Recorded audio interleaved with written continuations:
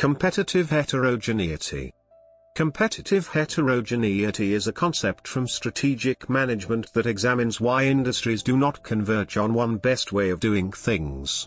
In the view of strategic management scholars, the microeconomics of production and competition combine to predict that industries will be composed of identical firms offering identical products at identical prices. Deeper analyses of this topic were taken up in industrial organization economics by crossover economics/strategic management scholars such as Harold Demsetz and Michael Porter. Demsetz argued that better managed firms would make better products, or similar products at lower costs, than their competitors. Such firms would translate better products or lower prices, an optimal decision based on lower costs, into higher levels of demand, which would lead to revenue growth. These firms would then be larger than the more poorly managed competitors. Porter argued that firms in an industry would cluster into strategic groups. Each group would be similar and movement between groups would be difficult and costly, barriers to mobility. Richard Rumelt and Stephen Lippman demonstrated how firms could differ in an industry in partial equilibrium-like circumstances. Richard Nelson and Sidney G discussed how firms develop differing capabilities. During this time, industrial economics focused on industry characteristics, treated the differences among firms in an industry as trivial. This was a point of contention within strategy and between strategy and economics from about 1980 to the mid-1990s. Early in the 1990s a number of papers were published under the rubrics of the resource-based view and capabilities. Both approaches continue to develop.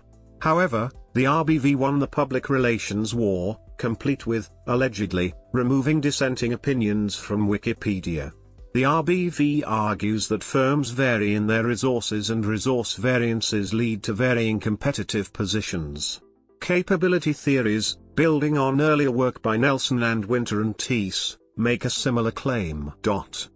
Developing ideas pioneered by Rumelt, 1984, and discussed by Levinthal, 1985, and Noda and Collis, 2001. Hoops, Madsen, and Walker, 2003, use the term competitive heterogeneity to describe the performance differences between close competitors. Hoops et al. Argue that the RBV is but one of many possible explanations for competitive heterogeneity. Thus, the title of their paper and special issue, Why is there a RBV? In addition to economics-based explanations noted above, Hoops et al. Point out that differing beliefs, preferences, and objectives lead firms pursuing similar customers to find and develop unique competitive positions. Additionally, Hoops et al. Suggest that competitive advantage should be thought of in terms of each firm's economic contribution. Walker, 2004, Hoops Madsen, and Walker, 2003. Termed the VC model, it is basically a bargaining model, see Tirole, 1986, 21-34, over the surplus created by a firm's activities. A buyer and supplier bargain over the price, P, for a good that contributes a value, V, to the buyer and costs the supplier some amount, C, to produce.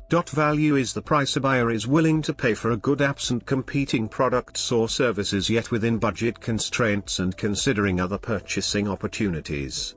Most work considers costs in terms of marginal cost. The goods market price lies between value and cost. So, the buyer receives a surplus of value minus the price, VP, and the supplier receives a profit of price minus cost, PC.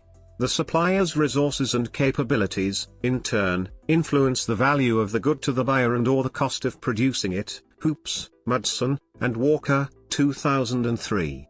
Also see Bisanko, Dranov, and Shanley, 1999, Chapter 13, Gemawat, 1991, Chapter 4, Walker, 2004, Chapter 2, see also Postral, 2002.